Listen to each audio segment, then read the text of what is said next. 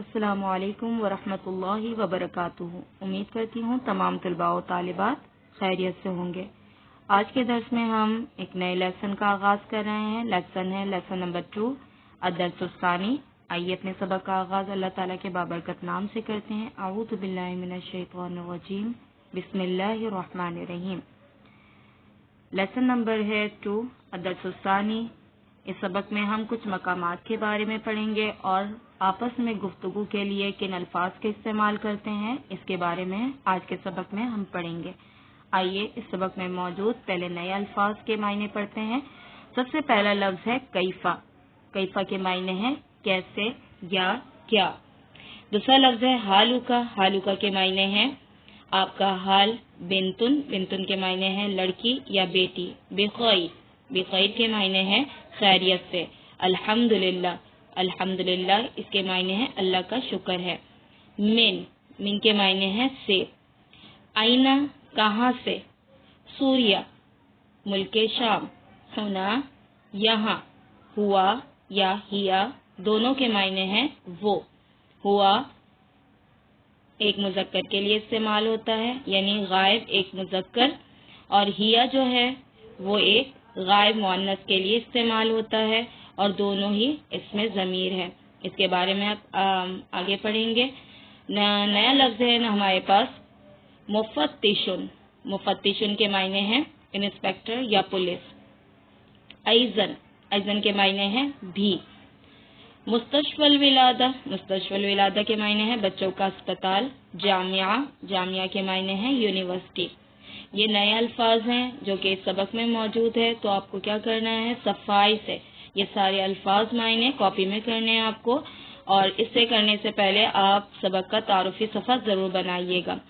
اس کے بعد ہم آتے ہیں،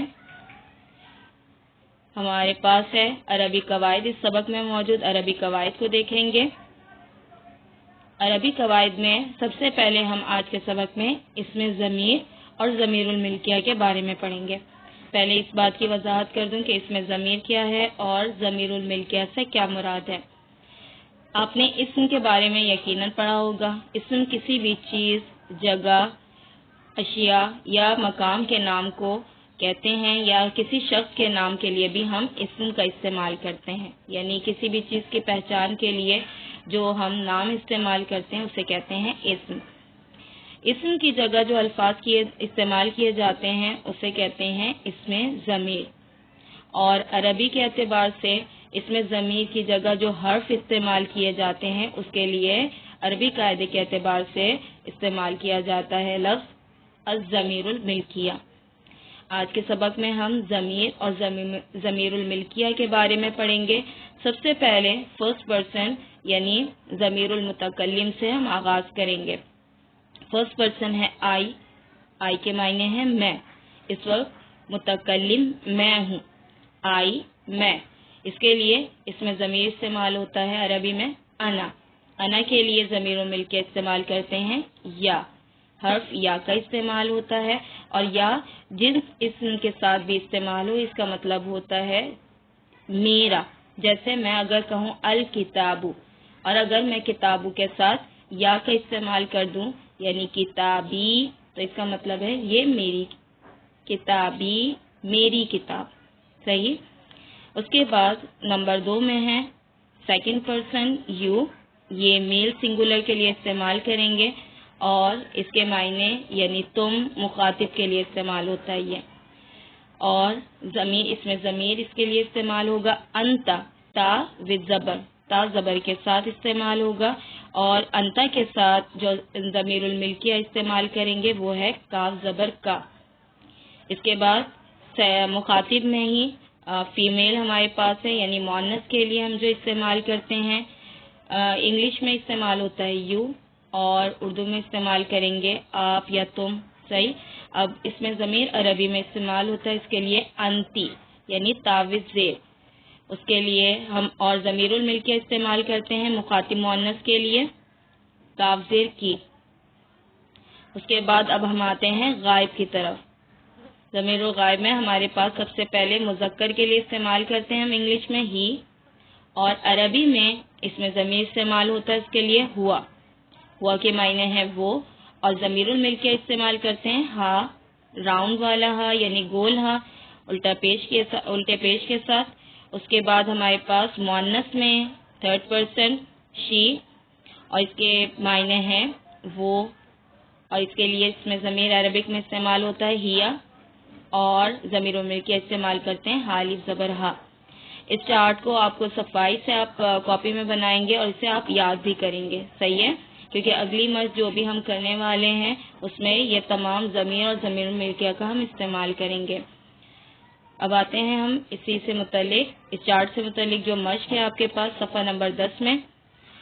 مثال میں آپ کے پاس دیکھیں لکھا ہے اینا قلمک یا ابی۔ کچھ لفظ آپ کے پاس سرخ رنگ سے جو ہے وہ خط کشیدہ ہوئے ہیں، ان حروف میں آپ کو کیا کرنا ہے، تبدیلی کرنی ہے۔ اس کے علاوہ جو بغیر اس کے خط کے آپ کے پاس لفظ موجود ہیں اس میں کوئی چینجنگ نہیں کرنی، یعنی اس میں کوئی تبدیلی نہیں آئے گی، وہ ویسے ہی لکھے جائیں گے، جیسے اینا قلمک یا ابی، اینا کوئی چینجنگ نہیں، ویسے ہی لکھا گیا، قلمک قلمو ویسے ہی لکھا گیا، جبکہ کاف زبر کا کو کاف زیر کی میں کنورٹ کر دیا گیا ہے۔ اینا قلمو کی اور یا ابی کی جگہ لکھا گیا یا امی، یعنی آپ کو جملہ مذکر میں آپ کے پاس موجود ہے اسے مؤنث میں تبدیل کرنا ہے۔ اب آتے ہیں جملہ نمبر 1 کی طرف۔ عندک قلم یا محمد، عندک قلم یا محمد، جہاں جہاں حرف کے نیچے سرخ خط موجود ہے وہاں پر آپ تبدیلی کریں گے۔ آئندہ یوں ہی لکھا جائے گا، کاف زبر کا کی جگہ کاف زیر کی استعمال کریں گے۔ آئیے ساتھ میں حل کرتے جاتے ہیں۔ آئندہ کی قلم یا محمد، یا محمد کی جگہ یا آمنہ ہو جائے گا، صحیح ہے، مؤنث کا نام استعمال کریں گے۔ آئندہ کی قلم یا آمنہ۔ دوسرا جملہ ہے اینا بیتکی یا سیدی، اب اسے تبدیل کریں گے اور تبدیل کرنے کے بعد ہمارے پاس جواب ہوگا اینا بیتکی، اینا بیتکا کی جگہ اینا بیتکی، یا سیدی کی جگہ یا سیدتی ہو جائے گا۔ تیسرا جملہ ہے احاذ الدفتر لک یا علی، احاذ الدفتر یوں ہی لکھا جائے گا، جبکہ لکا کی جگہ لکی استعمال کریں گے، اور یا علی کی جگہ یا فاطمہ لکھا ہے آپ کے پاس۔ نمبر 4 ہے من اینا انتا یا اخی، من اینا یوں ہی لکھا جائے گا، انتا کی جگہ انتی کا استعمال کریں گے، یا اخی کی جگہ یا اختی لکھا ہے ہمارے پاس۔ نمبر 5 ہے اینا ابوکا یا خالدون، اینا یوں ہی لکھا جائے گا، ابوکا کی جگہ ابوکی ہو جائے گا، اور یا خالدون جو ہے اس کی جگہ یا خدیجہ لکھا ہوا ہے، جملہ مکمل لکھیں گے اینا ابوکی یا خدیجہ۔ اب اسی جو ہے مشق کے کچھ اور جملے ہمارے پاس ہے وہ یہاں لکھتے ہیں ہم۔ جملہ نمبر 5 ہم پہلے ہی کر چکے ہیں، اینا ابوکی یا خدیجہ۔ نمبر 6 ہے انت مریض یا خالی، تو اس میں کیا ہو جائے گا انتی مریضۃ یا خالتی، صحیح۔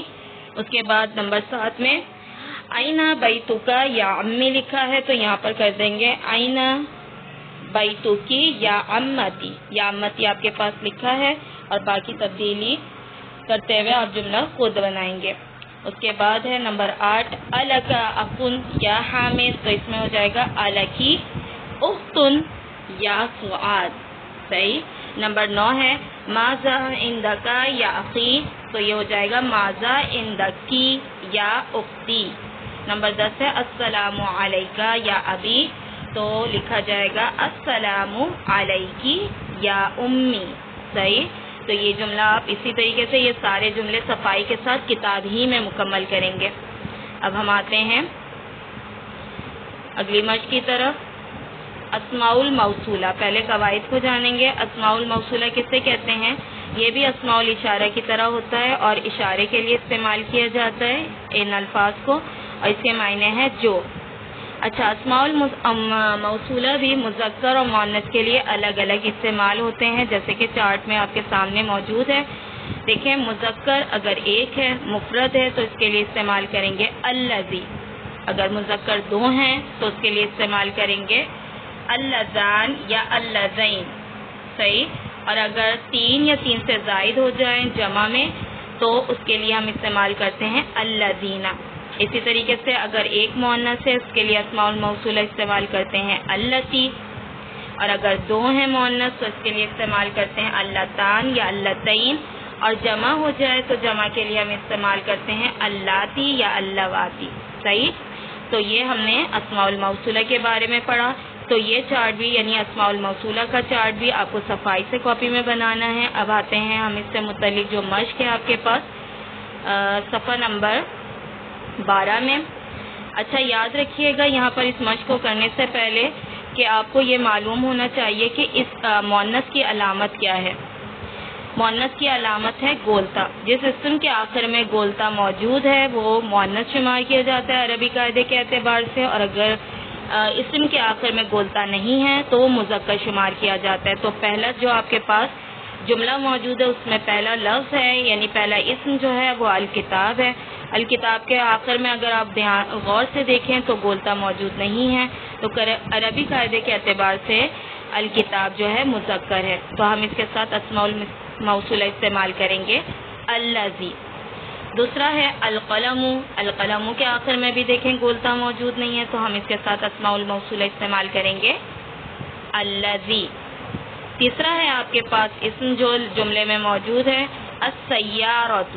السیارۃ کے آخر میں گولتا موجود ہے تو ہم استعمال کریں گے اسماء الموصولہ اللاتی. صحیح. اس کے بعد نمبر 4 ہے القلب. القلب کے آخر میں بھی گولتا نہیں ہے تو ہم استعمال کریں گے اسماء الموصولہ جی الذی. نمبر 5 الفتى. الفتى جو ہے یہ ایک نوجوان ہے، مذکر کے لیے استعمال ہوتا ہے تو یہاں پر بھی ہم استعمال کریں گے اسماء الموصولہ جی ہاں الذی. اب اسی مشق کے کچھ اور جملے رہتے ہیں. نمبر 6 میں ہے تلک البتۃ. صحیح. یہاں پر بتۃ کے آخر میں گولتا موجود ہے تو ہم استعمال کریں گے اللاتی. البیت جدید. البیت جدید. صحیح ہے. بیت کے اعتبار سے یہاں پر ہم استعمال کریں گے اسماء الموصولہ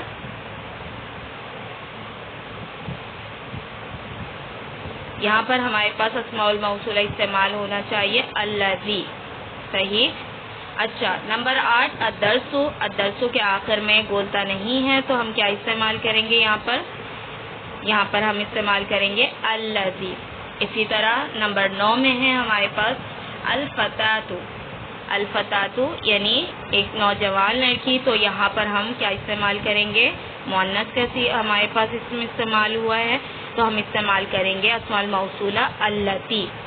اس کے بعد ہے اتلک الحقیبۃ. حقیبۃ کے آخر میں بھی گولتا موجود ہے تو ہم اسماء الموصولہ کیا استعمال کریں گے اللاتی. لیکن نمبر 7 جو ہے جملہ نمبر 7 البیت الجدید اس میں ہم الذی کا استعمال کریں گے. صحیح ہے. تو یہ دھیان سے کیجیے گا. اب ہم آتے ہیں